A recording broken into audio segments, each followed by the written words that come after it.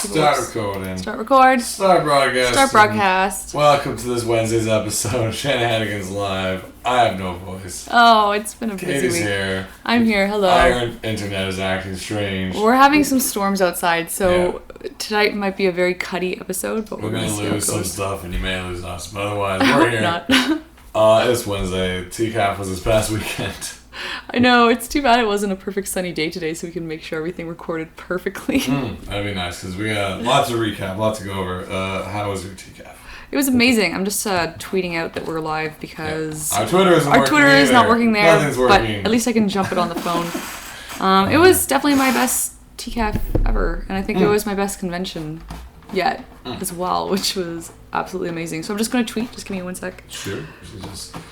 Let's get the chat popped out. Let's see who's in here before everything freezes and crashes and falls apart. We got Black Ice Angel, Chris the host, Flex Fox. Okay, we got some people. Excellent. Something about Grasshopper. Flex Fox is C, Patience, and Grasshopper. Yes. 4 minutes past 7:30. Oh, they're discussing whether we're late or not.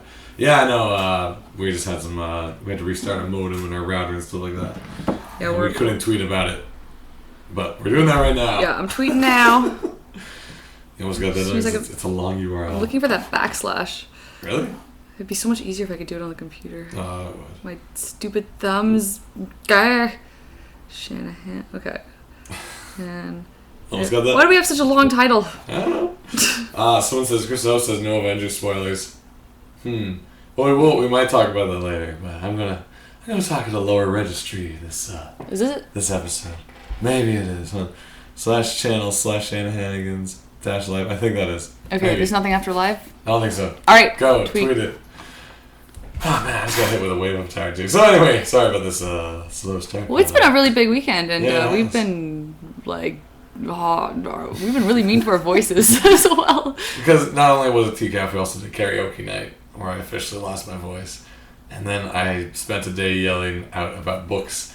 And then another day doing a podcast, and then another day playing a board game. Oh, yeah. So, well, we played Battlestar Galactica, and that involves a lot of, "You dirty Cylon!" screaming at people. So I think you were doing a lot more than me. For some reason, my voice isn't too bad, and I was really raw to it during karaoke after TCAF.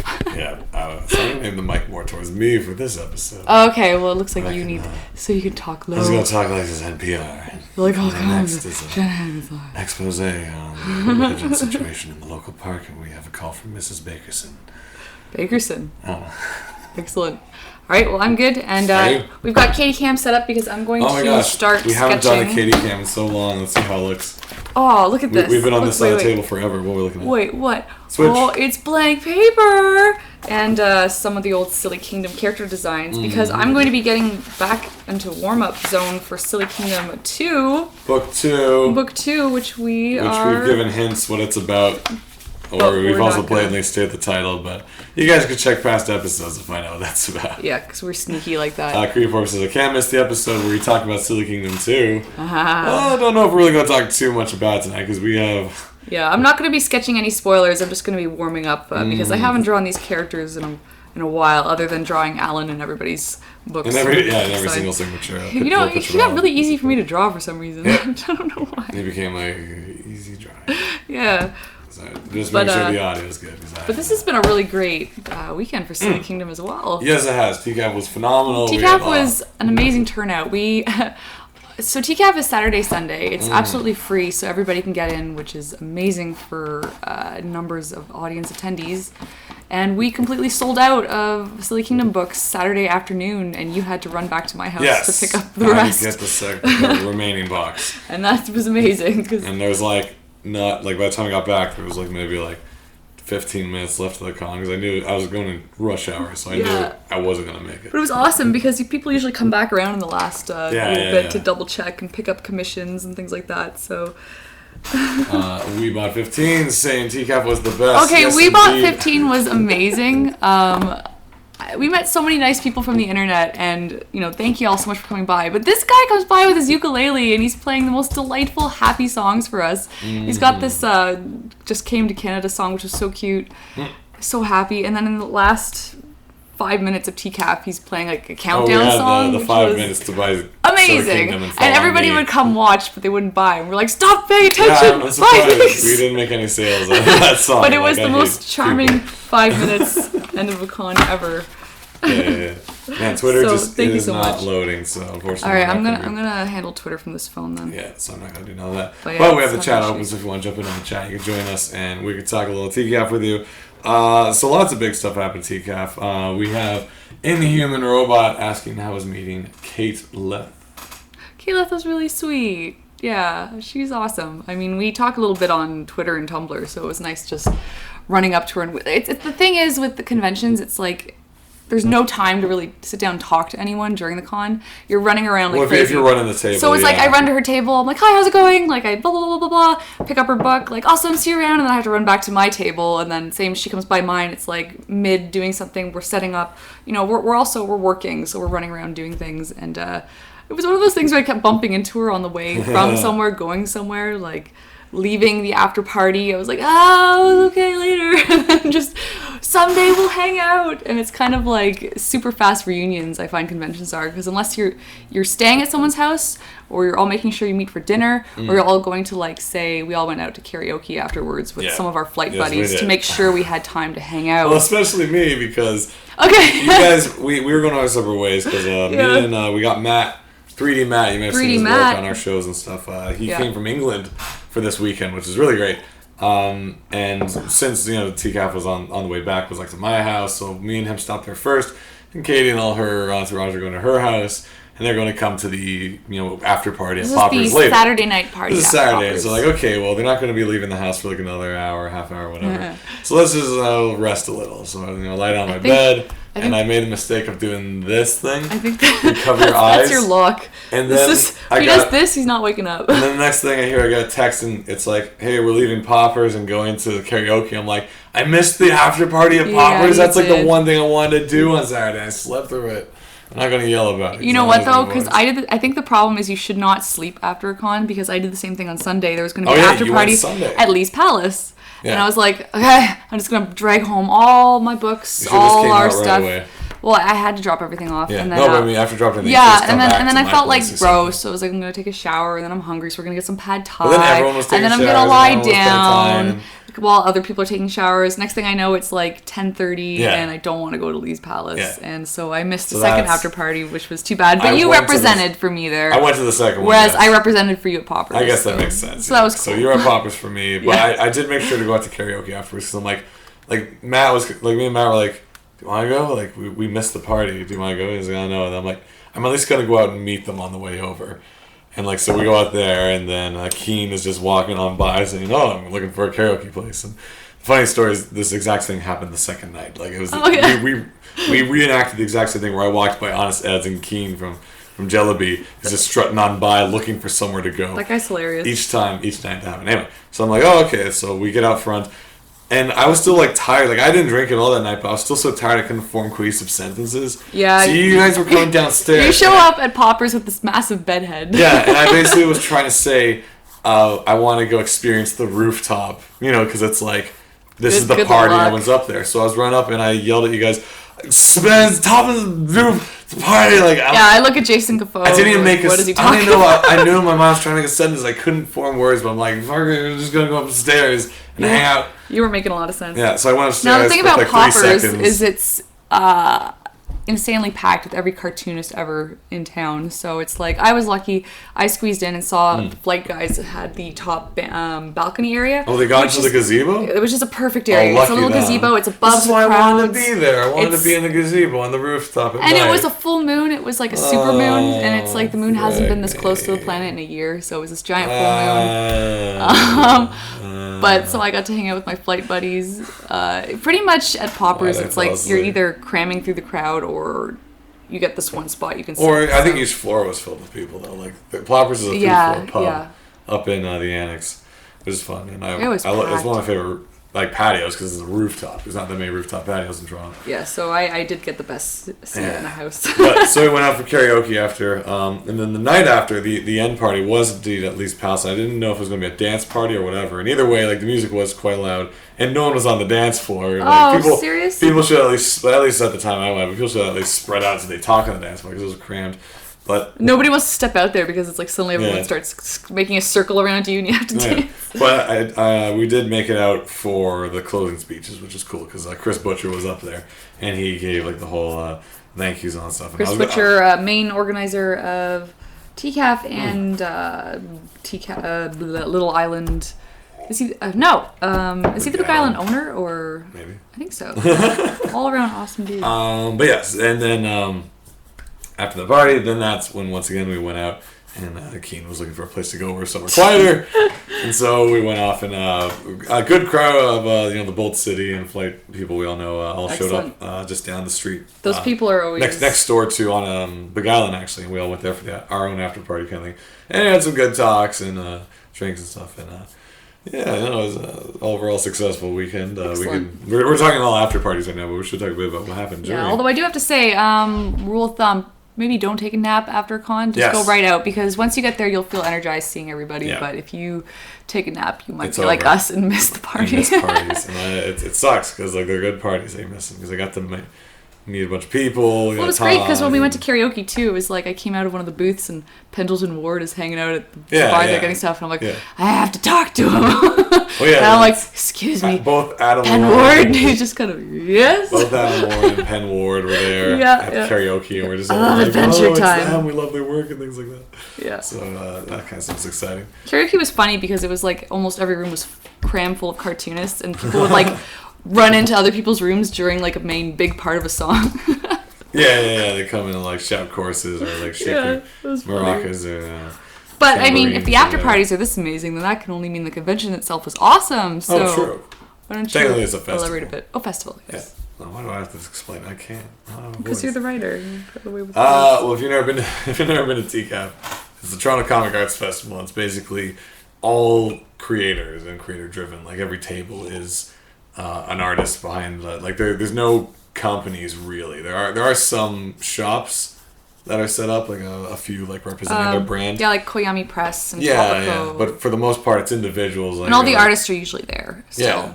Oh yeah. Especially that they're there to like sign and meet, and we saw Adam Warren was there, of course, and that was great. We didn't talk to him until the last day. You were really nervous. Yeah. Well, actually, I was actually pretty cool. I got super nervous, but he was sitting beside Jim Zubkovich, who does Skull Kickers, and I've met him recently just through friends at Flight, and he's a really nice guy, and so we were talking to him because Adam Warren he was doing a sketch for someone, and we're pointing at Adam like, Jim, can you introduce us to Adam, please? Yeah. Because Adam Warren, artist behind Dirty Pair and Empowered, and he did it run on Teen Titans as well. He was kind of like it's funny, his art was kind of my first introduction to manga, and it was American manga as well. And I was like, I like these comics with these pretty girls with giant teeth, just because they have those huge Sam and Max smiles sometimes. But like his backgrounds are wicked, his writing was really funny, and he was super nice. Super nice.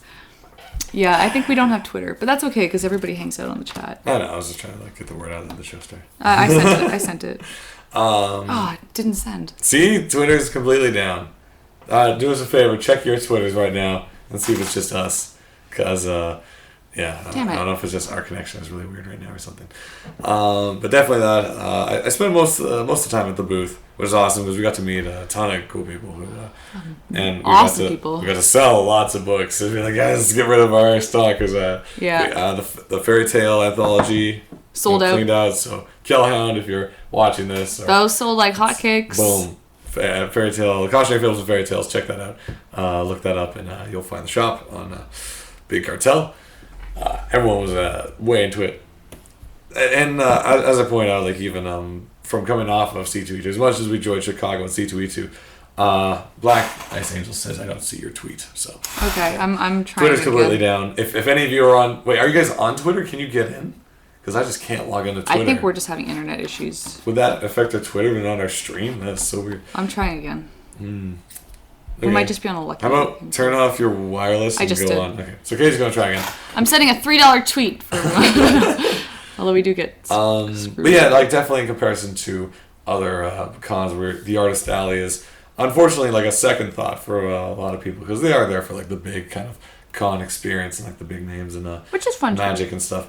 But TCAF, you're the big name if you're the artist. Yeah, well, but the thing was like at C2E2, you would get people coming by looking at your stuff, but what holds them back is they're like, well, I'll come back at the end and see if I want to spy anymore here, if I still have money. So it's always like, no matter how well you sold them on your book, you're kind of the last. I still want to go get that miniature of the DeLorean or like that T-shirt a Pinkie Pie T-shirt or something like that. So you're always like, cool, works. Got the tweet out. Weebot says it's up. Tweet sweet. Up. Thank you. Okay, well maybe it's just on our computer. It sucks. So yeah, definitely that was. That's one of the things that made TCAF so awesome is everyone is basically there for the work of individuals and stuff. So it's like they're not like, well, Captain America is gonna be giving away shields over there for free. So I want to get to that. Paper shields. Yeah. We met a ton of really great people. Yeah. So fun. Well, we were set up next to Tiny Kitten Teeth. Yay! Becky and Frank. Becky and Frank. Super nice. And we're also beside Girls with Slingshots. Is it? Yeah. Yep, with all the Daniel Corsetto. With all the plushy cacti. That one fell out of the sky and nearly clipped me. Oh man! At the end of the con, it was like I just see something out of the corner of my eye fall off the stairs right next to you. Because I was just at the bottom of the stairs near the water, and then this green blaze went, and I looked at it, and it almost fell into the water. But it was just a cactus just fell over the ceiling. I'm like, where did that come from? Wow, I don't know what's happening. What else happened at TCAF? I had a couple panels. Oh yeah, you did. How'd those go? They were really fun. The first panel I had was on Saturday. It was Australians versus Canadians who can draw Ed Mirvish, local Toronto figure icon, the best. Honest Ed's creator. Yeah, he opened up Honest Ed's Emporium, which if you read Scott Pilgrim, it's the place they have one of the battles in where Scott starts losing his soul because it's just so mind-bending in there. It's just generally a giant convenience store. Something like that. Or a giant... just you can get anything those, in there. Like weird turn of the century shops. Yeah, with like a lot of wacky mirrors and creepy like clocks stuff that you and don't need. So I ended up winning my round with that, which was cool. Apparently, because Hythrain says, "I think you won that, Katie." I did. There you go. There's a video up for that too. Someone posted videos. Yeah, I'm going to be doing a blog post later today because I haven't had much of a chance to settle down yet after the con. And then Sunday was a quick draw with kids. It was really fun. Basically, it was Dave Roman of Astronaut Academy would pick out like 2 kids from the crowd. They get to pick out which artist they want on their team. So there was a little boy and a little girl, and it's pretty much all these kids book artists that I know these kids love. It's like Owly, Jellybee, just all these ones that are really big titles. And then Silly Kingdom's up there, and I know it's not a very maybe a lot of kids don't know it because it's very. It's limited release. It's not in all your bookshops and stuff. So I'm like, oh man, I'm gonna be the last one picked because it's like, I want the Jellybee guy. But as soon as the girl has her first pick, I'm the only other girl on the team, and she's like, you, and I'm like, yes, awesome, I'm gonna make you win. So the way this game works is you have 4 panels, and pretty much each artist is going to choose a panel, and the kid is the team captain, so they tell which person is going to draw which panel. And it starts off with your title is suggested by the crowd. You have a setup, you have a conflict, you have a twist, and then you have a conclusion. And the first one to go was the evil marshmallow who wanted to take over the world. And then it was like, he wants to take over the world, he's so evil, but then he fell into a hole that was bottomless. And then he never got to take over the world, so that was their comic. And then ours was the cat that wanted to take over the litter box. And I'm like, kids have very kind of like dominating tendencies, I find. Like conflict is usually something being taken over. And we ended up eating that one because the litter box then ate the cat. And that was a very weird twist. Oops. Yeah, and then we had a giant draw off where there's like 8 of us trying to draw as many things onto a page as possible, and it was a lot of fun. Yeah, I like working on the kids panels because the kids are just screaming, and it's so much fun. I was watching the video and they were like yelling the countdowns and stuff like that. So. We had this one kid we even had like one that was we had more time. It was like a 2-minute timer, but this one kid's like, 10, 9. Yeah. And we're like, no, because the kid's right in front of the camera too, and he's just like so hyper just to get this countdown going. I'm like, man, yeah, these kids. So that was a lot of fun. I heard who was I think Keen was telling me a story. I was telling the group about his part when he was drawing, and like he was not really thinking about the time, and he's like doing details, and then all of a sudden he hears 10. No, he's like, oh, he's like, yeah. He was just doing like word bubble. He got kind of zenned out. He's like, like rushing. See, I felt like kind of ready for it too because I do like drawing. So I'm used to 1 minute, 2 minute, 5 minute, 10 minute drawing things. So it's like, okay, I know I have this much time. This is how much I'm gonna put into it, and I finished the drawing in maybe 45 seconds. Was like details. Wasn't there a Dr. Sketchy event tied to? There was. I missed out. I forgot about that. What day was that? Was that before? Or? That might have been Saturday. Oh man! Oh, Saturday. I totally forgot. Otherwise, I would have gone. Because there were other events like leading up to and here and after. On Saturday after the event, and we ate. I ran over to the Japanese Foundation or Japan Foundation over at Bloor Street to see Konami Kanada, creator of Cheese Sweet Home, and she was doing a talk at the Japan Foundation. And they're also like selling posters and books and stuff there too. And so I unfortunately made it for like the last 3 questions because like our food went a little longer because we did this big spring roll dinner. That was that day, right? Wasn't it? We all went Saturday to. Or was that Sunday? When we all went rolls? to spring roll on Saturday. Yeah. So, but I got to make it out and I got to sign a thing or two. It was good to meet her. Her first Canadian appearance, North American appearance, which was cool. Did you record it? No, I got there late and I had no equipment on me. But that was excellent just to see her there. I didn't actually see her at the event at all because I was upstairs the whole time. I couldn't. I was trying to get her to sign my first book because I didn't actually bring it with me on Saturday, so we brought it Sunday. But she wasn't around like when I was around, so I'm like, ah. Yeah, that happens. And I was also trying to finally pick up a copy of Kill Shakespeare, but they're still out of copies from C2E2. Like that was like the last of their Volume 1 batch. Yeah, I guess it takes a little bit to get more out. So I didn't really buy too much at the event. I did get where's my book over there from? I went to our table buddies next door. And I basically said, no, that one's not mine, that one's yours. I'll give you yours in a sec. Oh, okay. And I basically said, what should I buy from you, Becky? And she's like, this. And I'm like, okay. Here's yours. And then she asked me, because there's a cool thing, she has a little space for like drawings and signatures in it, which is really nice. Under the This Book Belongs To, which also is kind of the Silly Kingdom We did that in Silly Kingdom. But it's more of like a little spot for like a name, basically. But like she basically asked me, what's your favorite animal? I just couldn't think, so I'm like, how do you choose? I'm like, first thing that came to mind was Snorlax from Pokemon. So she draws me a little Snorlax, which is nice. I'm like, awesome, because I don't know my animals. So I'm definitely going to take a flip through this when I get back to my place. I'm going to put it over here for now. All right. What should I do there? Well, I was just noticing I got a whole bunch of tweets because my internet's been down for a while. Oh, really? So it's finally back up now. Yeah. Let's see what we got here. Snorlax, you have great taste, Shelby. Awesome. Yeah, I got a chubby chubs. Oh, you did? Yes. Yeah. Oh, did I show you that? No, I didn't see this.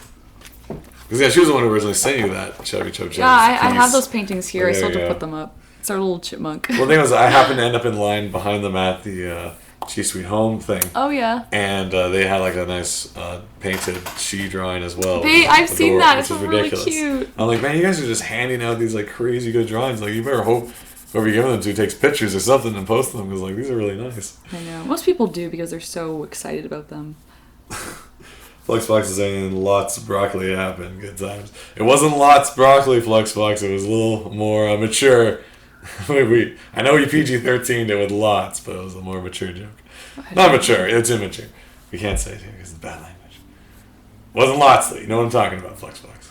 I'm gonna have to ask you about this later. Well, this was when after Sunday, when you guys went down to do whatever you do and fall asleep. Yeah. We went to Szechuan Secret, a place right across the street from Oz Ed's, to get dinner, and I'm like, because Matt, we're like, we gotta get this guy a patio weather day because where he lives is dreary and yeah, this guy needs some sunshine. Lives in England, for God's sake. He doesn't have sun in England. And raining, so like we gotta take him out to like a patio meal, and so we sat him down out there, and we got the sweet and sour chicken and the deep fried beef with the broccoli is also good, and then who happens to come walking by? But I spied him across the street standing outside on his dad's looking at it.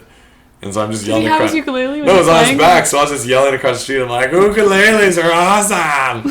And he turns around and he's going wandering over, and then he's like playing us a song while we're having dinner. I'm like, this is awesome. Well, did he come join you, or was he just standing around? No, he has his own things to do. But like, it was awesome. Well, because we already had our food.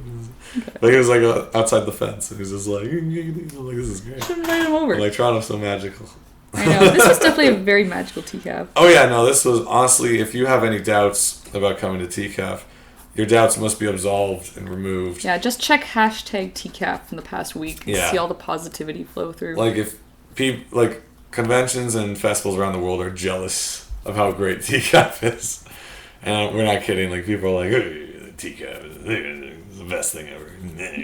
Everyone, and like a lot of our friends made observations that like everyone had a good show. Like every table did good. Yeah, every table like almost everyone sold was out busy, or was met selling out. amazing people. TCAF is continually the only convention where we have lineups when it's like, whoa, this lineup, this is awesome. Or I feel bad. I'm like, there's people behind those people. But What's I want to going make on? sure I give everybody like just, Yeah. I don't want to rush anybody. It's like, sure, let's chat. Yeah. Take your time. I encourage you to like talk to the creators and stuff there too. But it's also like, yeah, there are other people. But the other big thing was, which our friend Angie, who's staying here at your place, and she introduced me to Homestuck, Okay, I'm still waiting. which I've never heard of before. And once she did that, she says she gave me Homestuck vision because then I started seeing it everywhere. Because apparently you cannot unsee. it's this like web. I haven't really gone into it yet. I haven't seen it yet, but it's like this web comic that's mixed with animation and video games. Like it's this big community thing where like the next panel is actually a game or something like that, and it's built this huge community of like characters that wear horns and have zodiac symbols or like a broken record on a shirt, and like everyone was wearing these things. Now it's not a con, the festival. TCAF doesn't allow cosplay because it's like it's distracting It's and a tight space. You're creating clogs in the lineups and people are trying to take pictures and stuff. Yeah, that's actually a really good point. Which makes sense. I was thinking because it was like people wear giant wings or they can't get There's them all that out, too. but it's like, like you don't it's want all the friggin' stopping for Transformer photos. walking down, but basically it's like it's not the largest venue, so they don't want like people stopping to take pictures and stuff. But like I say, casual cosplay works. Like a Ramona from something subtle. Things that you can just wear. And in that case, like all the characters from Homestuck could probably just wear these T-shirts, so everyone had T-shirts and horns, and that's not a big deal for the cosplay situation. So it's just like it's cool to see such a casual thing just dominate. And apparently the table that the guy was from was just packed. Like his lineup was like cut in front of like everyone's tables. They were rocking it at this Homestuck thing, which I haven't really looked into just yet. It sounds gigantic, so I don't know if I'll have time to get into it. Yeah, I'm so behind on webcomics. I'm behind on everything. Like this is. It's like I'm friends with a lot of webcomic artists, and I'm like, I haven't even read all of your comic yet. I'm a total ass, but it's like you don't have time. Sometimes. Yeah, that's why I feel awful because like. As I go to more and more of these events, like originally I was always relying on Katie for like. Well, you were joking about that because. We'll bring this up in a second. Okay. But I rely on Katie to be the person who like knows everything about comics because she's like the artist and she's in the art crowd and went to Sheridan and all this stuff. So you generally know people and know people who know people. Yeah. And I kind of came in from a whole different side where I'm like video and radio and no one I know spills over professionally into like the whole comic world. Like basically that's it. Like people who are animators who are also into comics. I know people who do video and video games and nothing to do with making comics. So like I have really little to no knowledge of who's in that world. Which is a problem. Actually, are they on the chat? I don't know. Andrew Murray, are you here? Is Andrew Murray here? Because you probably heard this by now. Guys, right? guys with pencils, are you around? Any of the guys with pencils here? I sure hope so. Anyway, I'll tell the story. Anyway, so Guys with Pencils, as you may know and should know, Guys with Pencils podcast. An excellent podcast. They're two guys from out of by- Toronto, and their focus is mostly animation, but animation, comics, the arts, and it's not even strictly. You know what? I think it is mostly a lot of Canadian artists they talk to, but they're starting again. Basically, just giving you the inspiration, the behind the scenes of a whole bunch of really amazing artists. Yeah. And we were lucky enough to video be on games 2 and of their stuff. episodes as well. Well, Katie was on one of their. We met at episodes, Wizard or? World last year, Yeah. and they invited me on, so I talked about animation and comics. And then mentioned, since then, and then I Silly mentioned Kingdom. I was starting to work on a new project, which Yeah. was Silly Kingdom. It wasn't So when out that at the came time. out, we came back for another episode with Shaggy here on it as Yeah, well. so we both found the show for this episode. Yeah, and we I were at Adam's house. We had a lot of fun. We, like you know, emphasize that. I bumped into them a few times before too, like at random art events, and it's like, oh yeah, we want you on the show. I'm like, all right, cool.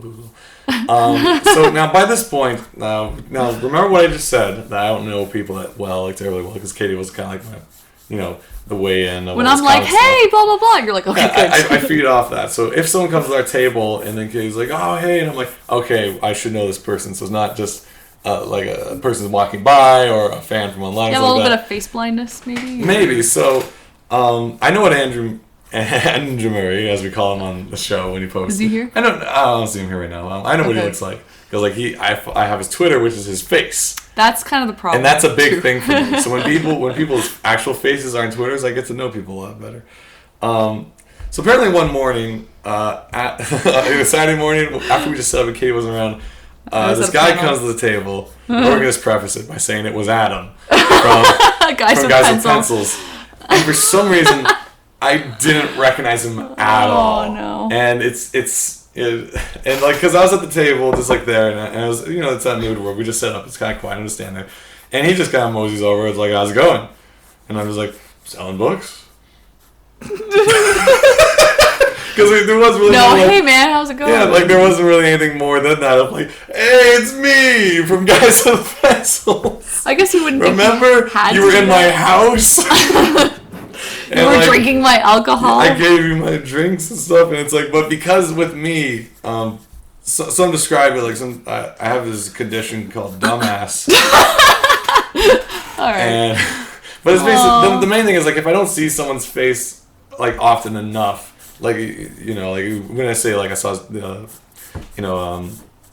Andrew's face on Twitter because that's his logo, so I recognize him a lot easier. But I haven't seen Adam's face in a good kind of while, so all I knew was there was a dude with a beard at my table asking me questions. At all? It didn't strike me, and then Katie finally shows up because she was running around, and she's like, "Oh hey, Adam, how's it going?" And then I make the connection, but I don't want to say it. Sometimes I do just to admit that I'm an idiot, and sometimes it makes it better. But this time I didn't, and I was just like sitting there like, so I'm like, oh, that kind of solidifies that I just didn't give a shit. I'm like, but I did. I'm like, it seems that way because I was just like, I didn't make the connection, and I was just like, hey, we're doing books. How's your day? Okay, well, it wasn't like, hey, buddy. Now, in contrast to this, like, now, granted, once again, we have met and spoken and done a whole podcast together. Yeah, we were looking into each other's eyes. So I should be better, but I need to see people more often, like at least like once every 2 months kind of deal. So Adam, Shaggy would like to say to you. Yeah, so I even wrote it down on the agenda for this episode. Apologies to Guys with Pencils, Adam Hughes. Heinz. So there it is. Heinz? Why did they say Hughes? Because now you're thinking about the guy who does cover pinups. Oh my god, I am just a mess. It makes me feel even worse too because a lot of people came to our table and they're like, "Oh yeah, we heard of you from Guys with Pencils." A lot of people like, heard of us through their podcast. Yeah, like we had some journalists and stuff come by, bloggers, and they're like, "Oh yeah, I want to buy a book." I'm like, "That's awesome," and I can't even do the simple favor of remembering a dude's face. I'm like, "What's wrong with me?" So basically, what I'm saying is we gotta hang out more often. Let's turn this into a silver lining. We'll turn this into a positive thing where we should all go out and get some dinner. Sometime soon when you guys are less busy. But yeah, the quick note, basically what this all sums up to is basically if you ever seen The Devil Wears Prada. Yeah. Apparently you're Meryl Streep. I'm Meryl Streep, and Katie's either the British girl or Anne Hathaway, but I'll go with the British girl I think for now. I'd rather be Anne Hathaway. Yeah, but the British girl also shows up in the Muppets movie. That's true. And basically, she's the one who basically has to be there and be like, "Oh, this is Madam Comic Books from this and that." And I'll be like, "Hey!" Yeah, kind of. I just need that jog. It's not even like an insincere thing where it's like, I have no idea who this is. Should I be surprised and amazed? Like, yes. Hey! No, it's more like, remind me because the other half is I'm also trying to connect who is doing comics, who's doing video, who's doing this. And it's just so many names, faces, and works that I'm trying to combine all three for one individual, plus every other individual who also have to find all three. And it's not one of my strong points. I apologize for that. I'm very good at it. Gratefully. So just make sure you wait till I'm around to go to a party or something. Essentially. Well, that's why whenever you do the tail, I just want to fall down sideways and hide. Like, Heather, take over the table. Yeah, because we had our sister there too, and she was awesome. Anyway, so that's that story. So, sorry. Adam Hines. We're gonna hang out and have lunch, I swear.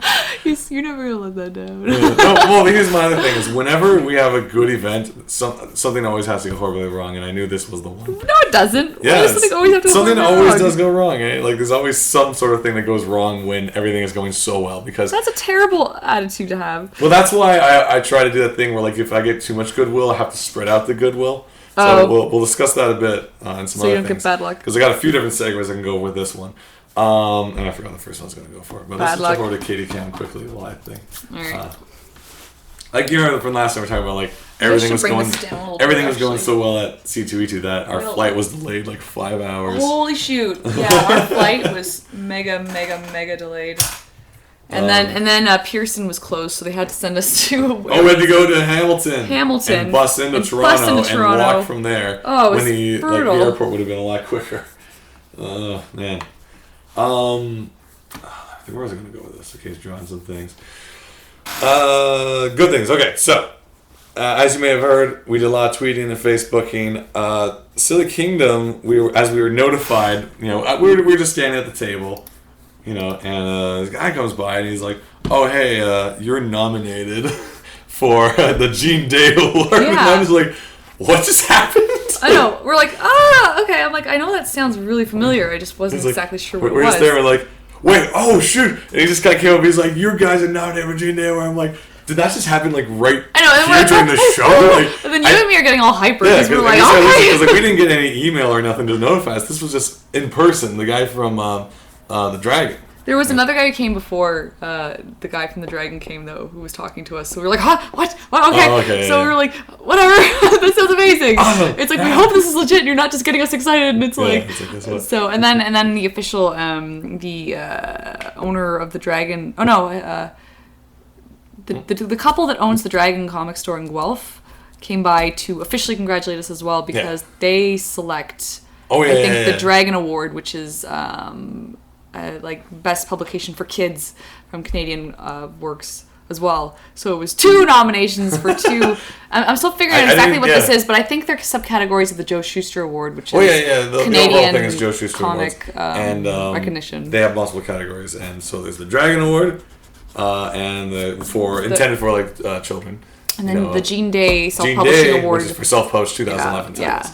So 2 nominations, and it's just like this is on top of us being at this crazy event and everything's going so well. We're so all our most amazing, like awesome friends are from all over the world. Have come here, and just feelings are really high. We've been eating a lot of good food. Everything's wonderful. And then this award. That's my explanation for like there's too much of a good thing, so something. So I have to forget wrong. Adam Hines. So and be really like, awkward. That was like the sacrifice. We're sorry, Adam, but it was. Something it was a sacrifice that needed to be made, and we know you'll understand. Because it was going too well. Because we're buddies, and we'll make it up to you with a drink. That's my proper explanation. But yeah, no. So it's crazy news, and basically what's going on is at the Montreal Comic Con this September. In September, that's when the award shows will be. So we're going to see if we can get a table in Montreal. Hopefully. Just so we can like be there, and you know, not just for the award, we can also like hang out like. I've never been to Montreal proper. Yeah, and I just mean like we wouldn't just show up for like the show. We'd also be there for like we'd have a table, and it'd be awesome that we could hang out and meet some of you guys in Montreal. Because I've never really done too much of the comic thing in Montreal. I've only done kind of brief visits, so it'd be nice to see how the con is over there. And definitely, so that's coming up. More details when that shows up. We got Mystique saying, "I can't wait to meet you guys at VanCaf." VanCaf is in a couple weeks, and we need to book a flight and a hotel. We're doing all that tonight, very last minute, but once again, we've had a very busy. It's been a very tiring. It has been because TCAF was huge. My month has been consisting of crazy storyboard deadline I needed to get done. We also went to C2E2, which took up a weekend, which was a lot of fun. But then my roommate moved out to move in with her boyfriend last weekend before TCAF, so we lost a weekend of work just helping move stuff, get stuff out, and then I had a whole bunch of people coming over this weekend, so it's like work, con, work, move, work. People are over. Everybody's doing fun things. I can't go out because I have to get this deadline done and TCAF. So this is the week where I need to just kind of decompress, and then and we'll plan for VanCaf, and we'll slowly ramp up on Silly Kingdom. But I haven't really had a break. Yeah, I know. While, this is like my first... because we also signed up for we were actually asked to hop aboard another really cool animation project as well. So I'm going to be starting storyboards on a really cool show by the guys who do Total Drama Island. Oh, I didn't hear that. Interesting. This month. So, and it's actually a really fun looking show, so I'm excited for that. Cool. And yeah, it's going to be busy. It's going to be really busy. It has been a really amazing month. Yeah, this is just the start of con season here in like Toronto and stuff. Yeah, I'd say TCAF is like the bottle against the ship for con season. It's just like kaboom and go with a bang. Enjoy. And then just keep it running. But definitely, there's going to be a lot of events we got to plan out and figure out where we're going to be. But in between all that, we will be working on Silly Kingdom 2, getting that together. It's mostly written. We just got to talk over the middle part, as I keep telling everyone. Yeah, we have a really funny sequence we need to bounce some ideas off. So. Yeah, it's more of like a visual gag sequence, which I want to more rely on like the animators in this house. Yeah, we have this big gag montage, so it's like, how do we make this work in a comic context? Interesting news. Right off of TCAF, Bolt City with Kazu, Jason, good folk. They recently posted a Kickstarter for Daisy Cutter. I noticed that. Re-releasing their first book, and they got their funding in 6 hours, which is awesome.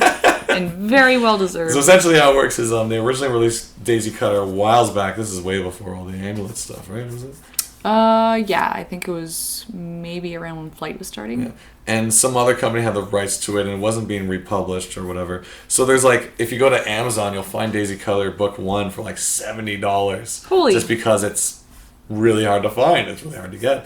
So now I believe they got the rights back or something because of these cycles. He must have been on it for a while. And so they just jumped on Kickstarter like the other night and said, okay, if we reach this amount, we'll just like print, limited or whatever. I had no idea they were up to this. Yeah, and I just kind of caught it the other night, and I'm like, okay, I remember when I was down at the studio and I saw a copy of like the old book. I'm like, oh, I want this. It's like, you can't have it. I'm like, what? No, I think it's like you were just reading it because he was like, you can't have that. Because we were like taking books. Oh, we can have this. Yeah, thank you. Because he's so generous. He's like, here, take these flight books. Like, have an amulet book. Like, awesome. And then it's like, Daisy Cutter? No. And it's like,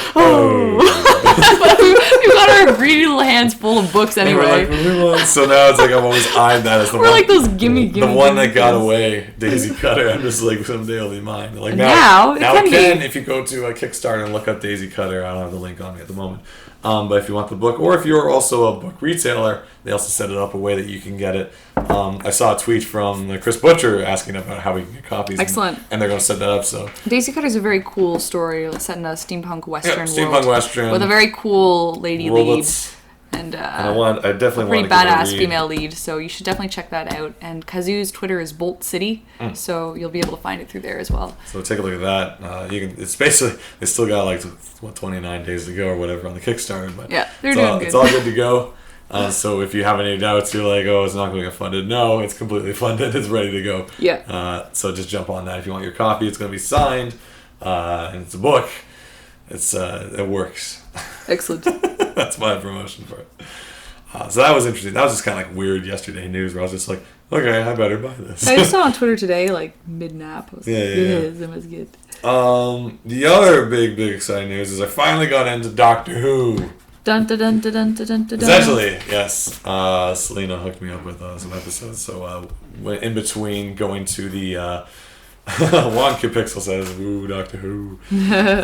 In between going to the after party on Sunday, we just played like 2 episodes before heading out. I should have gone to your house. Yeah, no, we had a time because like I got way into it. The first episode of Eccleston is when the plastic takes over. Yeah. And the funniest moment of that whole thing is when she gets back in the car and the boyfriend's like a plastic boyfriend, and he's the creepiest thing ever, but no one notices. He's always like smiling and like moves like this. Oh yeah. It is so funny. It's such a weird show. Like the computer graphics and the effects are like completely cheesy, but it's all about high concept on like the low budget that I completely respect of that show. It's all like, it can go to any world, anytime, anything can happen. And then we saw the second episode where they go to the day of the Earth kind of the day the Earth ends. Yeah, I like that one. And it's just like I'm really looking forward to like where this is gonna go, because every episode it seems like completely like it could be anything, especially like how the show is modeled. It could be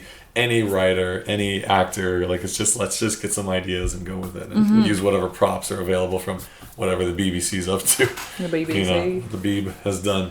So, so I'm definitely gonna start watching more, and hopefully catch up with everyone else and see what all the hubbub is all about. I liked on last week's Shannon Hannigan's live episode where we asked Matt what Brits think of Doctor Who, and he was mentioning how it's like we feel it's very much like our show. Like it's very much, you know, it can be dark, but it's like just it's funny and it's very British. Well, I the way feel it's like told. it does seem kind of like that family show that has like some like scary elements, and that's what I think works. Because you like it's like any kid watching like Star Wars, and it's, you know, Vader is an intimidating figure, like walking in and grabbing necks and stuff. Yeah. And like you cling on to your parent, like, oh god, he's scary. He's Yeah, like, oh, don't mean. worry, he becomes a big joke later. Yeah, don't worry, this will be really funny in about 5 episodes. So it's basically like you need that kind of. Like I just remember us growing up, for some reason we always watched Star Trek Next Generation every night. Yeah, with the family. that was every Thursday. We'd have the tables out. We'd have dinner in the living room.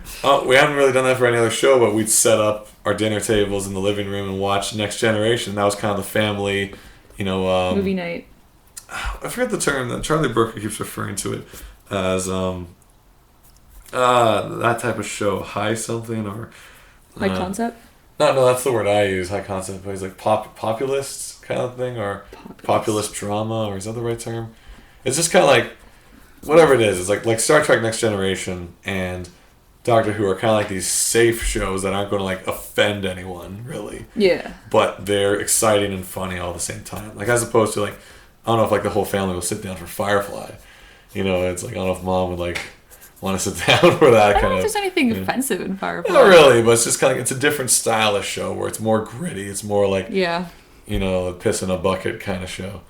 Because they do that. Pissing in buckets in They Firefly. do that in Firefly. They don't do that in Star Trek, like Picard's I'm going to my quarters. Ah. Number one.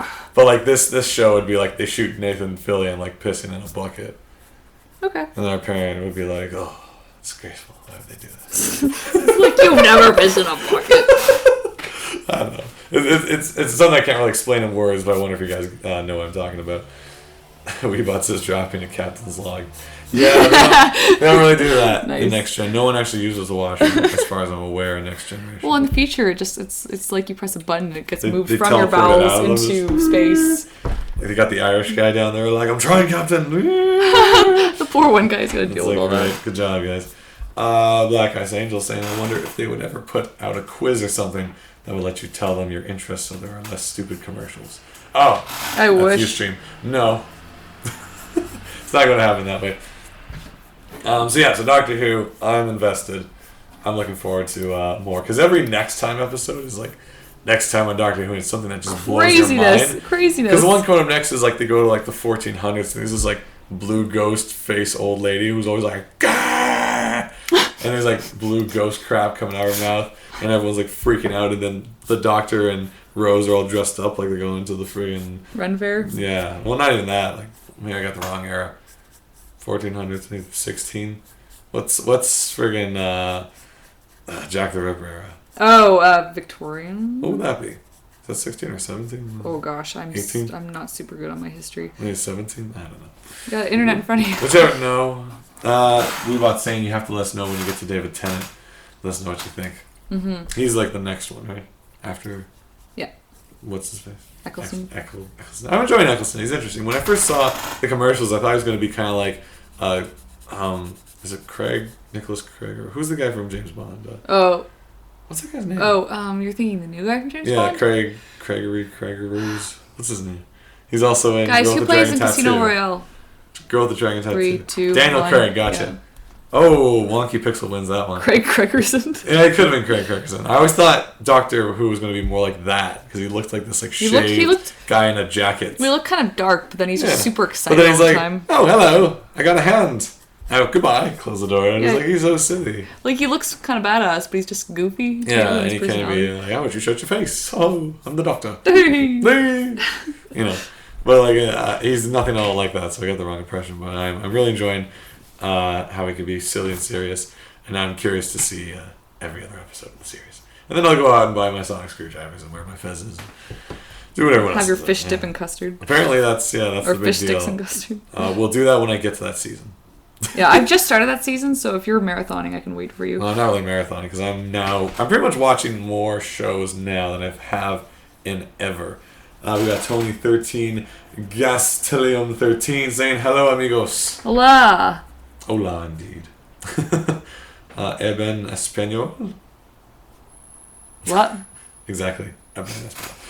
In any case, I was gonna say something. What was I going on about? You're watching more TV now than you Yes. So right now, just to list them off, Korra, Woo! which is awesome. Community. Doctor Who now is an add to the list. Hoo-hoo. Game of Thrones. Yar. Is there anything else I'm actually watching? Adventure Time. I still got to catch up. I guess that's the main 5. And on and off, I keep watching the random episodes of Tim and Eric. Awesome show. Great job. So weird. I know I got your name right the first time. I'm going to screw it up this time. Hythran. I'm actually trying to avoid watching... Alright, Hythran, I got it right. I'm actually trying to avoid watching Korra right now. I wonder why you do that. Why would you do such a thing? Wait for it to be on big, nice quality show Maybe. version. But, it's... I gotta get it now because it's like Tumblr's like Oh, yeah, no. full of spoilers. Alright, 2 reasons. Here we go. I'm waiting for 1. Wait until there's a lot more to it. What? There's so much to it. I kind of like having to wait another week. It's fun. I haven't done that in a long time been a because I'm while. used to DVDs. Or used to just being so far behind. That's ugh. I know, it's Two. like I get into Final Fantasy like 3 years after it's popular. I'm working on a story that I'm worried might be affected by Korra if I watch it. Interesting. That could happen, yeah. I can see that. That's a good point. I see. Well, it's a good show. That's all I gotta say. Korra is pretty incredible. I'm enjoying it every week. And there's another one coming soon. Ooh. So that's Dr. Eccleston. Comic-Con. Oh, yeah, we got our Comic-Con registration in. Oh, holy hell, For that our was pro fast. badges. So we're hanging out, and I mean, what were we doing at your place? Were we just... I went over... Okay, yeah, I think it's like... You were working on stuff, so you might not have even necessarily checked your email. Yeah. I was with my friend Angie. We were going to go check out the Big Island, but we wanted to swing by your place first. And I was like, I'm just going to check my email while I'm here. And then it's like, hey, from Comic-Con... pro badge registration opens in like 1 hour. Like, the email's what? from like about 45 minutes ago, and then it's like, make sure you book quickly because they could run out. And we remember from the hotel, it was like we signed on the second it went live, and we didn't get a hotel. The hotel is madness. So I mean, both me and her did it, and we both failed. And we both have guests we want to bring, so it's like we need to get on this, or there won't even be room for guests, let alone us getting pro badges. So we're waiting there for like half an hour getting ready to log in. And I think it's like I keep refreshing. You're on the phone with David Hall. 5 minutes before open time, the button shows up. Yeah. It's time to go. It showed up early. It's go time. So we basically jumped on and we're both we have on a dual computer. computers. I'm on the Mac. I think you're on the PC. We both have things and we're just typing in our information as fast as possible. You're beatboxing heist music to make the tension even higher. And just like we're just rocking at this. And just like adding guest name, go. Yeah, I hope I spelled this right. Home address, go. But in the end, yeah, we both got in. We got our pro badges and our guests. So our little sister's coming. Yep, and Helen's coming, and we're gonna have a time. It's gonna be at Comic-Con. Is the time. Yeah, San Diego. It's gonna be amazing. And we did eventually get a hotel right beside the con. Thank you, Gene. So all's good. Our Comic-Con's taken care of, except for flights. We gotta find out how we're getting there. Yeah, we should book some cheap flights soon. Yeah, very soon. And also, we will be going to Disney World after as well. So, Disneyland. So if you're in the area and you want to go on a Disney trip, if you want to join us for Disney, we'll probably tell you the when last we're going. minute because I don't know what day we're going. Yeah, are we staying this year? Yeah, we're gonna stay with Kafo. Oh, are we gonna stay for 2 days? Maybe. Cool. Does that mean we have to move our luggage on the second day, or what? Like, if you're staying for like one night? And then you spend the next night there. Where do you put your luggage? Oh, you know what? I think Kafo wants to do both days anyway, so we'll just go back to his place and then. Oh, okay. Our buddy Jason is awesome. And if you're listening to this, we love you. There's gonna be a time at Comic-Con and then Disneyland. Yeah. Looking forward to that. But before that, we got lots more to do. Lots more. Yeah, places. we gotta work. We gotta work harder work than hard ever, basically. if we want to play hard. And essentially, this is kind of the same time Silly Kingdom 1 started. It was after TCAF. We're like, oh, I want a book. I know, because I got into TCAF and I didn't have any books. It was just prints. Yeah. And everybody had books, and I was like, what am I doing? You know, I'm a comic artist, so I don't have a book. So we launched right into Silly Kingdom. So let's see if we can actually get the rough of this done for Comic-Con again. Have the proof ready. I think we'll be able to have the... as long as we're not trying to finish it, I think we'll be okay. Well. But if we can at least try and have the black and white sample copy ready, maybe we'll have that ready for Comic-Con. We'll see how that goes. What else we got going on here? What else is up? Well, I guess a quick thing. Just before the TCAF weekend, Indie Games, the movie, came out. That's part of the Hot Docs here in Toronto. So unfortunately, I didn't get tickets for the proper theater that was doing it, but another theater down the street was doing a simulcast in a thunderstorm with Bell Express View as the service. So the movie kind of cut in and out throughout the time. Yeah, but it was still a good movie though. Like I dug it. It's a documentary that covered like the trails of the Braid guy, the Super Meat Boy team, and the Fez guy.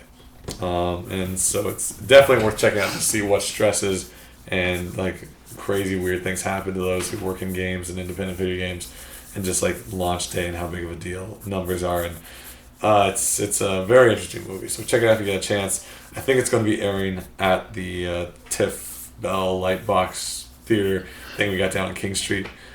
So if you're in Toronto, you can still check it out. And the cool thing was after they had a Q&A with the Fez guy. So he was basically... That game is really cute. Yeah, he was basically like 2 blocks from my house, but I wasn't near my house. I was down somewhere else. Oh well. But because of that, I finally checked out Fez, and I am enjoying it so far. It's a fun little puzzle, perspective warping game, and you should all try it at some point. It is delightful fun. What are you drawing now? I'm still just warming up on the prints. There we go. Some new original drawings of our prints. Yeah, just trying to remember how to... I gotta learn to draw this guy from, like, extreme angles, because I don't have too much perspective skill going on with these designs, so I gotta work on that. Well, he will have a major role in the next story, so you better get on that. Yeah. Him and Marcus, I feel, is kind of the main... Yeah, it's gonna be a big, I think, fella adventure. Well, it kind of goes down to, like... now that the purpose of the first book was to introduce all the characters, just to get them in there, and now that we know who they are and how they operate, it's kind of like, now let's take them all on their like little adventures and see what they're up to. Mm-hmm. Inhuman Robots is Disneyland. It's 2 hours drive from my house. Ooh, lucky you. It's a 6-hour flight from ours. Is it? Oh, good. We can make it. Yeah. If we so inclined to. Definitely. So just recently, a little bit of sad news. Maurice Sendak, at age 83, so I was double checking, passed away recently. You will most likely know his work from Where the Wild Things Are, as well as many other interesting and prolific children's books that dealt with, in subtext, but still there with like war and concentration camps and things like that. There's some really interesting stories. I was fortunate enough when I visited San Francisco, this is around the time when the Where the Wild Things Are movie was coming out, they had a whole gallery to him. And it was really interesting seeing all this stuff, because I really only knew Wild Things from him, because I guess they didn't really push too many of the other books as kids, I realized, or maybe this just wasn't, they kind of do one for each artist in a weird way. But definitely a very interesting fellow.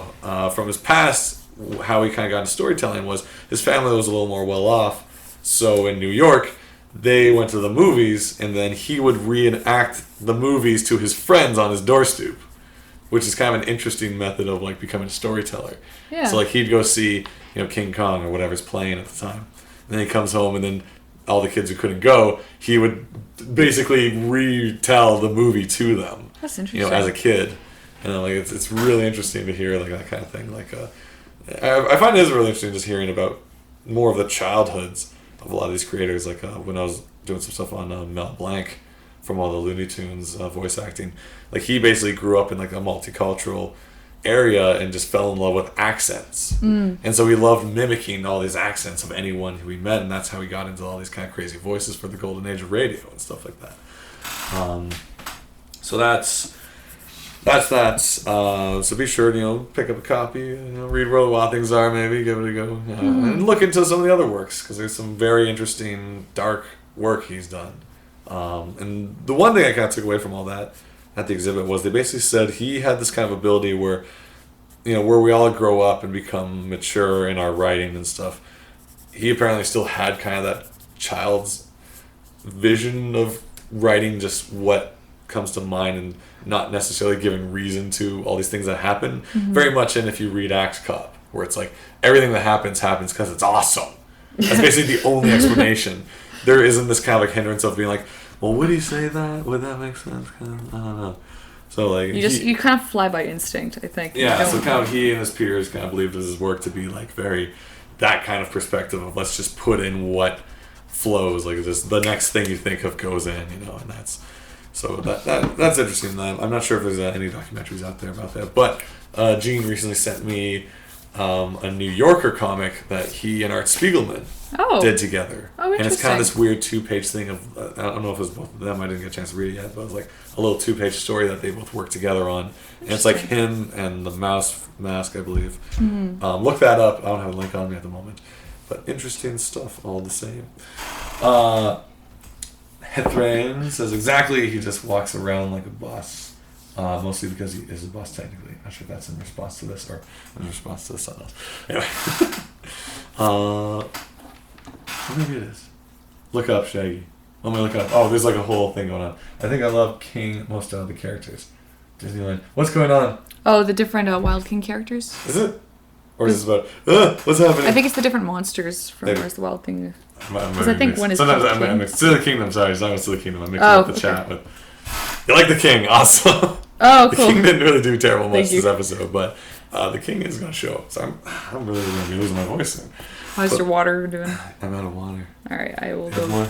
No, I'm going to go do the big sister. Sweet, thank you. So I was going to apologize for my voice. It's getting worse now. Oh, make you some tea and honey and have some cupcakes. Oh yeah, cupcakes help on a lost voice. It's from all this good fun. Hopefully you guys can actually hear me. Otherwise, this has been a very awkward episode of Shanahannigan's Live. Someone suggested we talk a bit about Avengers. Have you guys all seen it? Don't worry, we're not going to spoil it if you haven't. That's actually just jumping quickly. Wonky Pixel, I have to admit, I literally just bought Silly Kingdom. I had no money until now. Hey, no worries. If you and now, later, back then, whenever you buy it, it's a good time because it's always a good story to read. Yes, I'm promoting my own work. Buy it now. Silly Kingdom at SillyKingdom.com. Was that a commercial? Yeah, this is a halftime commercial for Waterbury. You should also do a commercial for Geek Maps. We'll get that back to that again in a sec. Endless Guys has seen Avengers. Weebot's seen it. FluxFox hasn't. Endless Guys saw it twice. Black Angel says no. I just saw it last night. And says I heard it rocks. Mystique, I'm gonna buy it at VanCap. I'm gonna spoil it and say it rocks. It does rock. It's a really fun movie. Yeah. Avengers is a really fun time. I walked out like, that was a really fun movie. It's been a while since I've seen something just fun. Definitely. It's basically like, the major comments are basically everyone saying it's amazing, it works at all, let alone it's good. It's like having... Well, you're keeping track of so many characters. All those major characters. Like, this isn't just like an ensemble, like written as an ensemble. These are characters who were, pre-built to run their own show. Maybe not all of them, because like... Hawkeye kind of gets the short end of the stick in this like movie because he's just kind of a guy. Like to an extent, he wasn't really even introduced too well. It was the first time he was in Thor. All he does is sit in a birdcage and looks around. He doesn't really do anything. So they bring him back here too, but he doesn't get too much to do, which is unfortunate. He's got some stuff. Yeah. But like, granted, it does make sense because otherwise everyone would have a huge... Apparently, he has the best butt in the whole movie. Okay. I don't know. This is the Tumblr thing. It's like the Avengers crazy fangirlingness. Or fanguyiness too, is like Thor's arms and Hawkeye's butt. It's like a thing of beauty. What is it? Maybe you can talk about it, but take out all the nouns. Nouns. Avenger, good. Wait, is an Avenger a noun or is that a title? Wait, Avenger's a noun. Damn it!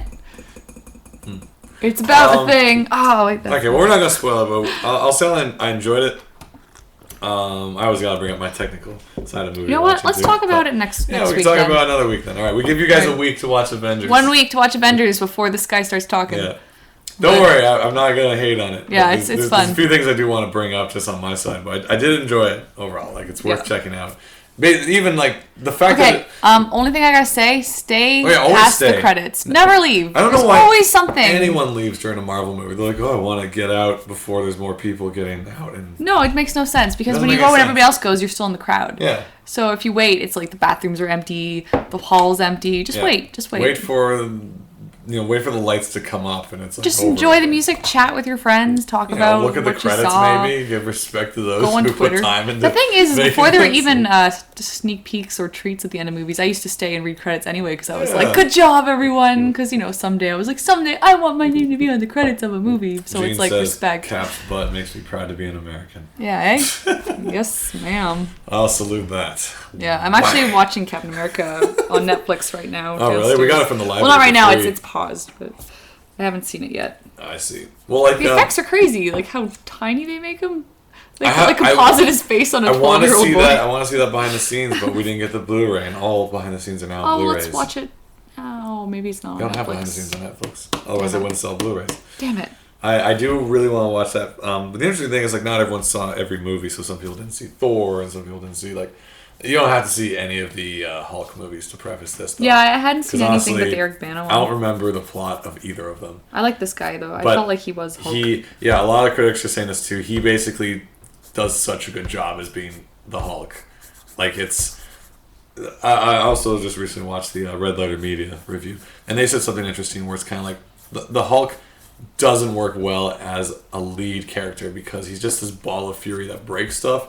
And the problem is all these movies are trying to make him into like some fans of mine talk about this too, about like making him into like this Beauty and the Beast scenario where it's like the girl has to tame the beast and stuff. It's like that's not a Hulk. It's a Jekyll and movie. Hyde scenario. But that's what the movies are trying to do because they want to shoehorn the romantic. I don't know if it's Liv Tyler or whoever, but it's like the Hulk is like a source of destruction more often than not, and they're trying to like make the romantic summer blockbuster movie out of that, and it just doesn't work. It's I can change him. Yeah, all the Hulk needs is one good woman to turn him around, kind of thing. It's like, and he'll look at her and be like, "Brady." Then he gets shot. He's like, "Ma," and she's like, "No, don't kill King Kong. I mean Hulk." Oops.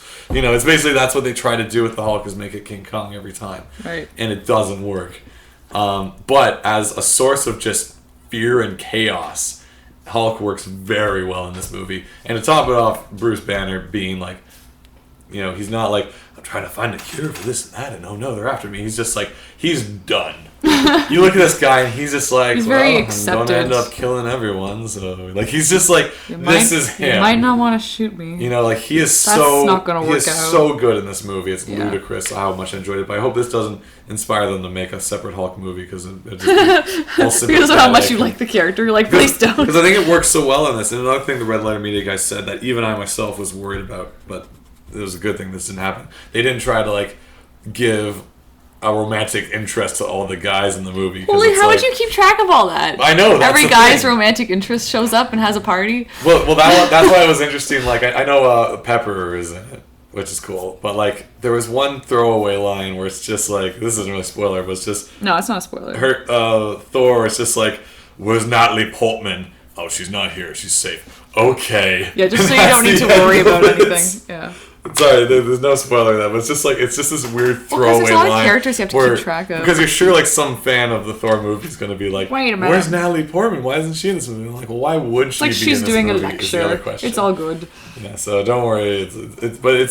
I basically, even if you're not interested in superhero movies, it's like you have to see this just for the fact that it exists. That a movie that isn't necessarily a sequel, it's the amalgamation of the buildup of multiple individual characters that are then all put together in one room, and none of their origins have to be explained to you. Yeah. Where else, if we have like an X-Men movie or something where it's like you meet the whole team at once, and you've got to now go into everyone's backstory and figure out who they are or wait for the sequel. This is like every other movie did that. And if you watch Movie Bob on The Escapist, he did a thing about how I think it was last week. about how this could literally change the model of storytelling in movies, where it's like you build up your individual characters in separate films, and then you can have ensemble films where they already exist in a movie world franchise. It's a very comic concept how every superhero has their own comic book. And then you throw them on to Civil War, and you don't have to be like, well, you see Captain America came from, he was frozen, and blah, blah, blah. And movies, to this day, don't really do that often. Mostly because they reboot every 3 movies anyway, so they don't have time. But if Marvel and Disney Studios continue this trail and just say, these guys are our roster of characters now. We don't have to now, in 3 years, reboot Iron Man and explain his new origin. It's like, this is Iron Man. Maybe a different artist will draw Iron Man in this issue. Maybe a different actor will play Iron Man in this movie. I don't know. But these are our roster of characters who we don't have to explain anymore. Because some of the problems a lot of people have with superhero movies is constantly being retold how they came to be. It looks like it looks like because of the new Spider-Man trailer, it looks like they're trying to change why he became Spider-Man again, or there's like some question about there being a bit more into just being bitten by a radioactive spider. It's like what is it? Father was a very secret. Yeah, it's like the one thing that Spider-Man has been hunted by and must know what about happened to his parents or something. And I'm like, I thought they just like weren't around. That's because that was basically which I know is a huge thing, but I'm like, well, I think this is like, forgive me if I don't know anything about Marvel, but like this seems to be more inspired by the Ultimate Spider-Man line, where it was more about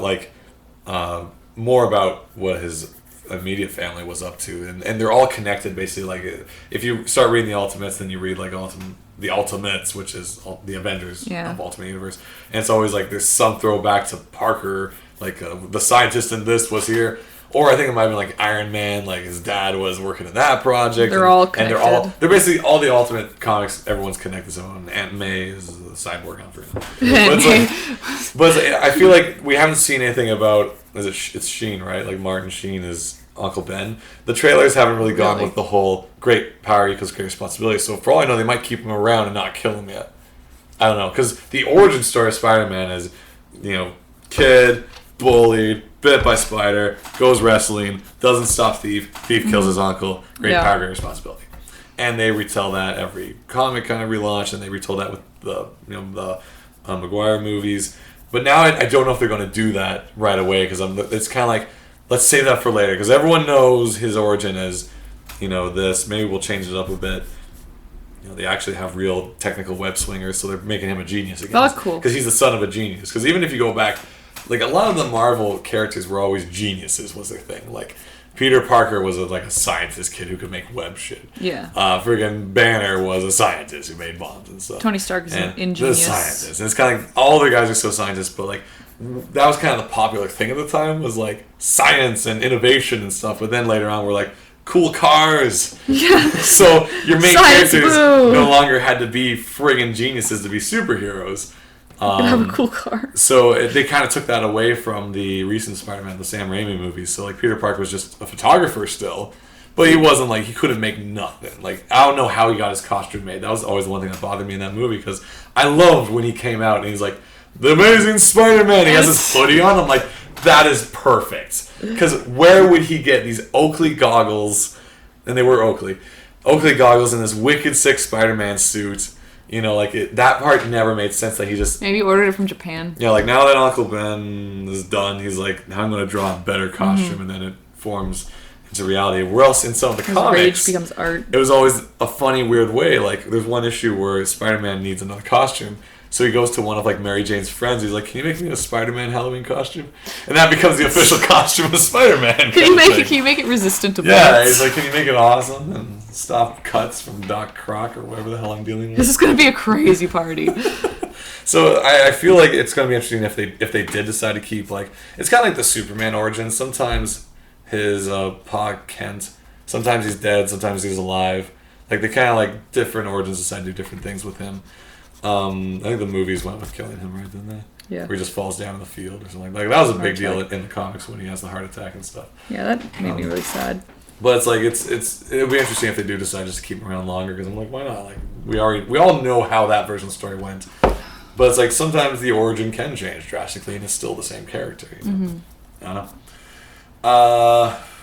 Yeah, we somehow went from Avengers. All right, so basically, we're still talking comics. Go see Avengers. It's fun. Even if you don't like the superhero movies, because it's like the fact that what it is so incredible that it works. And if it does change the model of Hollywood, and that you can have independent characters that also can combine without needing the explanation of each one of them.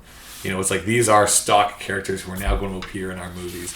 I'm kind of all for that because a lot of people do get tired of origin stories. Like I enjoy retelling sometimes, but sometimes like let's just get the costume on. Well, after it, I was like, I'm excited for just another adventure movie. Like, let's just find another problem and you guys just go like be your awesome selves. Yeah, you just go rock some stuff. You know what I'm saying?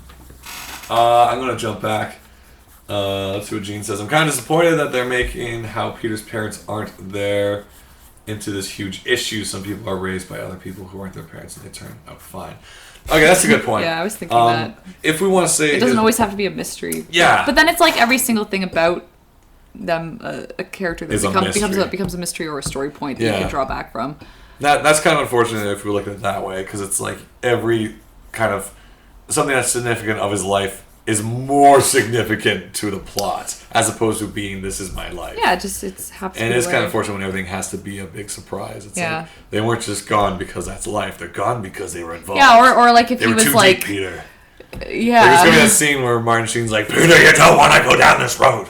You don't follow your father. And then they're gonna be like, he's too much like his father. He can't avoid destiny. Oh gosh. Spiders in his blood.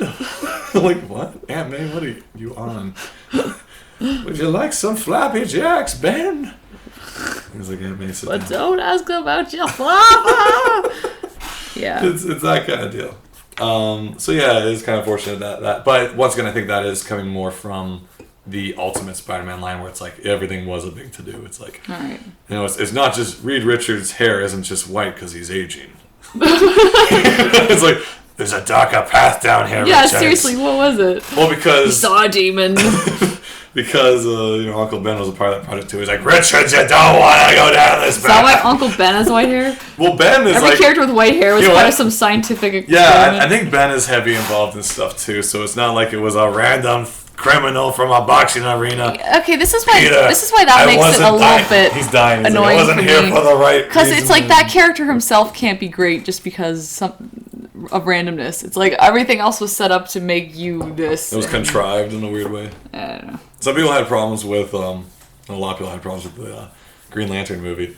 Well, some people had. I've not seen that. Some people had more problems. I think you were watching it on the plane, and I'd kind of glance over. I watched it. There were some parts of it I genuinely thought were smart. Like I'm just gonna talk about it because I don't care if you guys haven't seen it yet. Yeah, hopefully you guys have seen Green Lantern by now. Basically, really early in the movie, he shows up. Like first, he shows off his ability to his friend, like right away.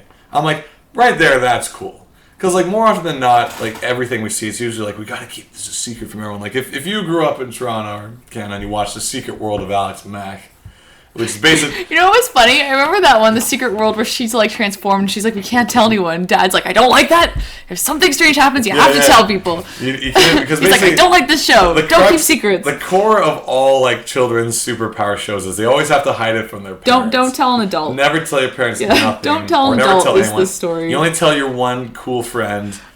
And I remember that used to bum me out because I'm like, but what if your dad's totally like gonna now super help you get away from these evil agents instead of you always having to pretend you're going to high school? Yeah, he's like, dude, I know what's up. I can actually cover for you why you're not making it to your exam. You don't have to lie to me. But then I get it because it's like Harry Potter. You know, if they just go to an adult, it's like the kids don't have an adventure. It's like none of the movies happen because they just come. The snake is in the dungeon. She's like, I'm gonna fuck that thing up. And she goes down there like, well, and then it's not Harry Potter. It's McGonagall stories because she's solving every problem. Dun, dun, dun, dun, dun, dun, dun, dun. And she's like, Albus! She throws him a shoddy. She's like, lock and load. That would be a great story for older ladies to read. Well, yeah, I think that'd be wicked. It's like the Golden Girls of magic. It'd be awesome. That's a good title. It's Hooch and McGonagall. And like they flip. Pomfrey. And they have that scene where like slow-mo, the car's coming, like they duck and something else hits the car that's going to hit both of them. Yeah. And she's like, this is some crazy... It's like... School's out. But yeah, the core of it was always like, even if you remember, who's the Hobbit again? What's his name? Frodo? Yeah, who's Frodo? Bilbo? No, the actor who's Frodo. Sorry. Frodo? Elijah Wood. Elijah Wood's classic film, The Faculty. Oh, yeah. If you remember that movie, it also had Jon Stewart in it. Oh, yeah. But basically it was like, aliens are invading and they're taking over teachers, and like all the parents are like, I don't believe you. This is bullshit. And so Which is sad. We're on our own now, guys. And as a kid, I was always writing stuff where it's kind of like I wanted the parents to be more involved. Because you want to think they can be people that can help out. Yeah. That parents aren't just this like blob of it's always like nagging. This is the core of the children's adventure stories. The parents like can't be involved. It's like, I guess it's just us now, and because they're all curmudgeons. It's like if you knew a Sam Jackson who could help you out. Yeah. Like, what if this like kid has some magical powers and Nick Fury's your uncle? You're not going to tell Nick Fury. He would totally help you out. I have no idea how. It's like, we can't tell anybody. How did we segue to you started, Alex Mack? How did we segue to Alex Mack? I was doing this all for a reason. Why did that happen? Okay, Green Lantern. There we go. Okay. So, and it all comes down to basically like, Hal Jordan gets his powers and be like, I better not tell anyone to be a superhero. But basically, he shows his friend right away, and that's the scene in the trailer where he goes, he's like, pretty cool, huh? And then after he like saves his supposed girlfriend at some point, and then he comes back like trying to pull the Superman crap where it's like, hello Lois, like outside her window, and like in 3 seconds she realizes it's Hal. Yeah, because she's looking at his face, and she's like, wait, that's you, Hal. And I'm like, I thought that was actually really cool that it was like right away it's like, oh, it's you. That's weird. And it's like it's something that I wish more kind of superhero movies were doing, to like, because it does kind of help that human element and I feel like Spider-Man's going to do that too, because throughout all the trailers I think Gwen basically knows he's Spider-Man. Yeah. Because it's always like, how you gonna get away from Dad this time? He's got 500 cops after you. And I think it's really cool if right away she knows it's not like this big reveal. Guess what, Mary Jane? I'm Spider-Man. Who's that Stan Lee telling her? Oh. I got a secret for you. I thought he'd be taller. And one of the big examples of this kind of idea of having the parents more involved was Kazu from Bolt City, his amulet story. One of the early parts was like the mom character. This is, the kid's adventure story. And the mom character was like kidnapped or frozen in time. They have to or whatever, save the mother. And they have to go save her. And eventually, I'm sorry if this is, we're at book 5, 6 by now, so this happens back in 3 or 4. Like don't give any spoilers. Well, I can't explain my point.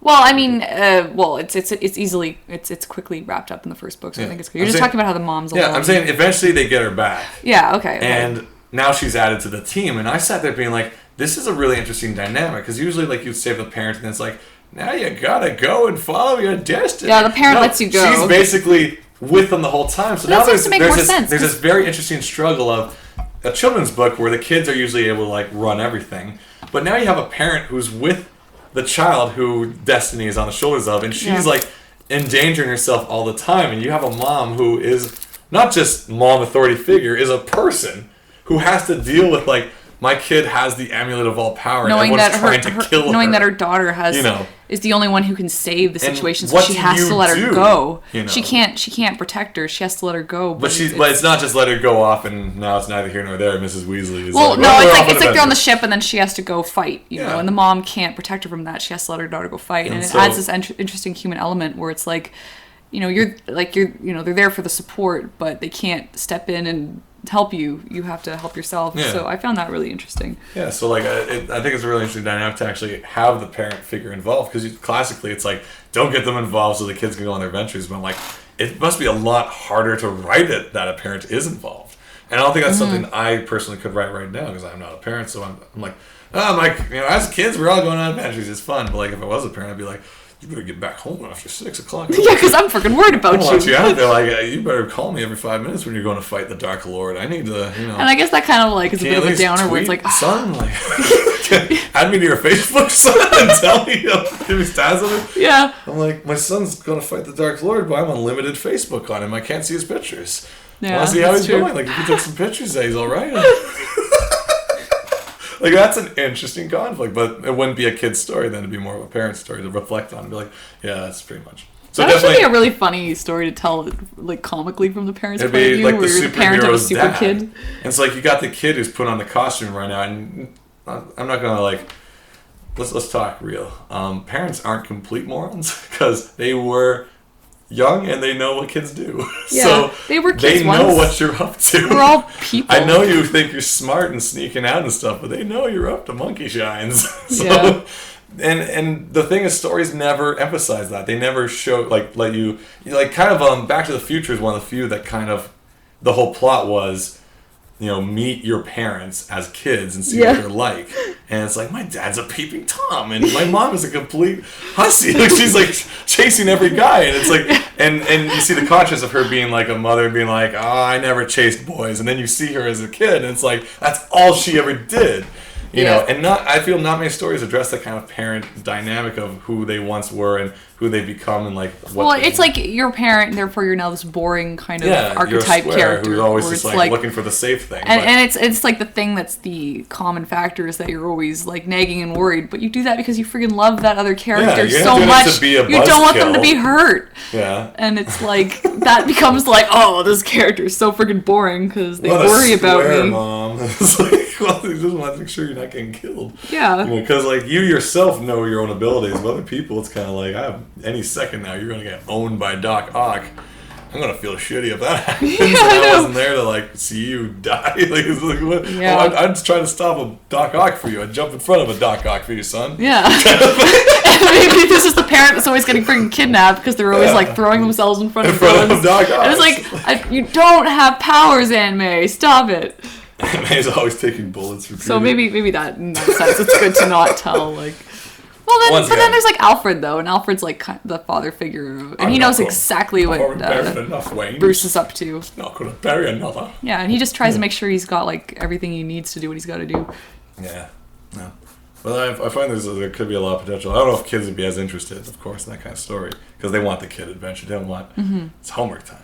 It's like, but Amulet's super popular. They have the mother element. There's no homework time though, Amulet. She doesn't make them do homework. Like, now, kids, I have this duotang. We're in your grandfather's wondrous world. Brought duotang. It's time for you to count sums. We gotta do our 5 times tables. But that's important too, because what if it's like these kids need to figure out how to spend money or something in the magical world? That's it's like, why how do Narnia's complete lies, because it's all like, and then they became great kings. I'm like, bull. Wow. I'm like, they didn't have their lessons. They just became great.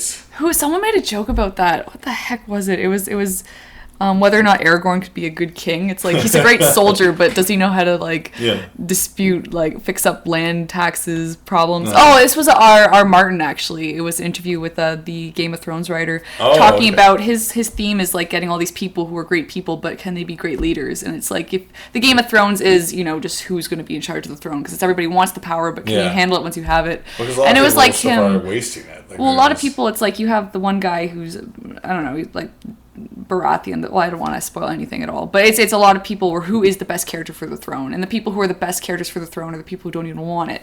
And it was R. Martin was talking about loving Lord of the Rings growing up, but it was like and then Aragorn is king, and it's like, but how would he handle this, and how would he handle this? Like, he's a great soldier, but could he deal with this? And I guess you have people delegating, but would you ever be too tired to deal with something, or just too jaded, or like how could you constantly rule? Interestingly enough, Fables or Fable 3 was one of the few games that kind of like dealt with this. Like, after your whole RPG campaign, you become king or queen, and then the rest of the game is just like this weird management game where you're like making tough decisions of like, should I give food to these people or should I do war on these things? And it's like, and the rest of the thing is like, the adventure's over, now you just sit in the chair and like make calls for other people to do. And it's like not many things would like address that. It's interesting that they do. Because stuff becomes very like when you're dealing with people, I think it becomes very like shades of gray as well, where it's like suddenly you're not fighting against this horrible evil that needs to be destroyed. Now it's like, how do I choose what's fair? It's like the ruler of the galaxy in Hitchhiker's Guide to the Galaxy. He had no will for power at all. Yeah, he was just a guy in a house who had a cat, wasn't he? I think so. Yeah. It's the people who really want it that you have to be like, Yeah. Well, we always said that too with bad guys who want to rule the world. It's like, well, now what? You've got it. Are you going to take care of it, or just everybody treats you awesome, or like, what is your end goal? Next? And it's just like, I don't think you can manage anything. I think the end goal is just to shape things to the way you want it, and it's like, well, just become really rich then. You don't have to deal with. Control that way. Live in a mansion in the middle of nowhere. Let's see. There's much else to go on about. Think we're good? I guess we could just. I gotta save my voice. So. Yeah, I wouldn't mind just we'll start wrapping tidying up. We should get something to eat too, maybe. Oh, we got some leftover arepas. Ooh, excellent. Old beef. Cool. Okay. Well. Let's give a last little quick peek at some. Oh, yeah. What have you been doing? I've got them running. Forgot to change the camera. Oh, it's all good. Da-da-da-da. So we've got a lot of Prince doodles. Here's them running, and then here's just like doodle time. So we're going to be probably throwing these up on the blog when I get a bit more done as we're working on Silly Kingdom 2. Cool. Alright, also a few quick shout outs. As we were promoting quite a bit at the table, if you're coming to Toronto and you want to see what geeky fun things there are to check out, go to geektripmaps.com. It'll take you to our YouTube channel where you can check out individual maps that we shot and filmed and ran around the city and did comic shops, toy stores, food, video games, all that good stuff. You can find out where they all are in the downtown core. It's a little fun, a little entertaining. Check it out. You can also learn how the transit system works. And yeah, that's a good site. What else we got? My buddy Zad, he's designing t-shirts and stuff for a Threadless competition things where like get to vote for it. So check out the Great Ramen if you like the Great Wave art, that like classic. Oh, it's all ramen? It's that, but it's a bowl. Here's the smart part: like it's in a bowl of ramen, and the wave is a design on the bowl. Cool. So it's not like in the background, like in that classic painting. So if you want that T-shirt, look up. Don't go to the search bar in Threadless. Go in the participation section where you get to vote, and then look up ramen or the Great Ramen. And I look forward to wearing that shirt because it's actually doing pretty well right now in the votes. Awesome, I'll take a look at that. So vote for that. Sounds like a cute design. What else we got? Recently, just today, I uploaded the post TCAF Uber Friendship special episode of talking to the microphone. Yeah, because all you guys were finally together in one room. Yeah, we had a big chat. That's up. Look up talking to the microphone. It's a blog or anything I've posted. It'll show up there too. I haven't posted like on uberfriendship.com yet. But Katie and Angie are also in that episode, and we have a big British versus America trivia off on Toronto knowledge, which is always fun. Yeah. If you need podcast listening, check that out. It's episode 36, I believe. So quite a few episodes of talking to the microphone. As always, we do books. Where is that fairy tale book? Oh, you know what? We might be out of. We're completely out of this book. It's not good. So look up Cautionary Anthology. Fables and Fairy Tales Anthology. Yep. You're gonna find. I think it's CFFT. Big Cartel. Big Cartel. Look that up, and you'll find that book, and you're going to want to buy it because it's full of lots of artists, lots of writers. Yeah. And we have the Tale of Tatterhood in there, which you may enjoy. Yeah, which we've gotten some really fun feedback from. Yeah, People seem to really like it. It's an exciting little story. Yeah, we went the fun, silly route on a very, very silly story. Flux says Tatterhood was a great story. Thanks, man. Go get it, people. Awesome. Thanks for the push. And of course, our big deal is Silly Kingdom. What was it? Dragon Award nominated. 2 Schuster Award nominations, the Dragon Award for Kids and the Gene Day Self-Publishing Award. We've been nominated for this, and the winners will be announced in September. And it is, as a lot of people are pointing out, they're like, and it's like the only self-published book. It is the only self-published book in the kids section. Yeah, and we've got some pretty amazing competitions, so... good luck to everyone involved. We're very stoked with this. It'll be a time in Montreal. Either way, we're super honored to be nominated. So anything else is a plus. Oh, definitely. So once again, you're going to want to go to sillykingdom.com, find out more about this book, get your copies, $10 for the printed copy, which will be signed and everything, and very nice. Also, digital copies, $4 PDF. Yeah. We gotta say too, the insides are signed because our buddy Matt thought that it was like a digital, like the doodles in here were part of the print. No, if you have something written in there, we painstakingly put pen. Yeah, Matt brought his book all the way from England for us to sign, and we're like, dude, we already signed it. Yeah, so I embellished on it. I added to it. I put a 2 on mine to be like, yes, it's signed. I had Alan eating a Yorkie bar, and then the princess being sad because it's not for girls. Oh yeah. Or not sad, but like, huh? That bar you like, the other one, Boost, is it? Boost? They sell them near my house. Good. Yeah, they have it in the British section of the candy store. All right, that's where I will be for the next week. We'll be getting Boost bars from England. It's only $2, which ain't too bad if you think about it. Delicious. Anything else we got to promote? Fan Caf is coming up, so if you come to Vancouver, we'll be there. Yeah, we will be there. I don't know what our table is yet, but we'll be sharing with our buddy Tony Cliff, who is creator of Delilah Dirk, a delightful webcomic that he's also got an Eisner Award nomination for Best Webcomic. So if you're voting for the Eisners, check those out. Vote for your favorites. Your favorite Family Circus pattern path thing. You can follow along and see where they're going. Is that kid named Joffrey in Family Circus? I have no idea what any of their Joffrey. names are. Is it Joffrey? No, it's probably Jeffrey. But is it spelled like Geoff though? Like there's a different way to spell Jeff. It's like Jeff. Freaking Joff. Joff. Yeah. This is awesome. I just fell on that page. It's right in the middle. It's excellent. Nice. Yeah. Is there anything else coming up? Let's see. VanCaf in a couple weeks. Rest, are we going to Anime North? No, because we're going to VanCaf. Alas, we'll be missing out on Anime North. It's the first Anime North we're going to miss in like I think we've been going 7 years. Yeah. Who knows? So we're looking forward to VanCaf because it's going to be the first year. We might miss Anime North so much that we'll stick around for Anime North next year, but we'll see. We'll see how it goes. Oh yeah, I know most of it happens. Because I've never been to Vancouver, so I'm always up for an adventure. And you've been, so you can point out some good eats. I don't know too much about it. I wasn't there too long, but definitely that. So once again, thanks for stopping by. Things been good. We're gonna get to work this week. We're starting Silly Kingdom Book 2. Deuce. Yeah. I have no voice. I gotta eat something. All right, we'll get you some tea and some food. So thanks everybody, and as always, follow us, Katie Shy, on Twitter. Shaggy Shan here, and be sure to check out the Avengers because we're going to tear it apart next week. Awesome, and I'll be putting up a TCAF post either tonight or tomorrow. So more info there. Cool. Alrighty. See you guys around. Ciao.